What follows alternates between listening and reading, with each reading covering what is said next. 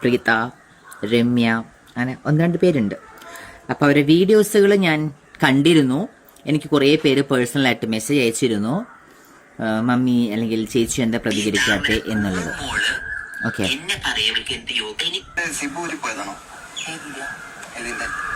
ഇതിന്റെ നെക്ക് ഇങ്ങനെയാണോ? ഇനിയിപ്പോ പറയും ഇത് എങ്ങനെയാണോ അതിന്റെ ആ ഒരു അങ്ങനെ പോയിക്കൊണ്ടിരിക്കണം എന്നല്ല. പക്ഷെ ഇവര് പറഞ്ഞല്ലോ ഈ ഡ്രസ്സ് ഇങ്ങനെ ഇട്ടാലാണോ ഭംഗി?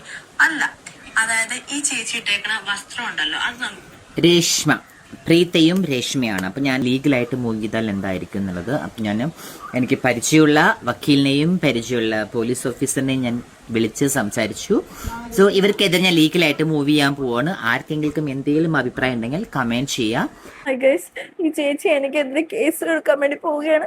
എന്തെങ്കിലും ആയിക്കോട്ടെ, ദിറ്റിക്കല്യാണി പേഴ്സണൽ ആയിട്ടുള്ള കുറച്ച് തിരക്കിലായിപ്പോയി. അപ്പം അതുകൊണ്ടാണ് ഇപ്പം 2 ദിവസമായിട്ട് ഞാൻ ഒന്നിലൊന്നും ആക്റ്റീവ് അല്ല. സോ അതൊക്കെ പോട്ടെ, നമുക്ക് വേറെ കാര്യം പറയാം.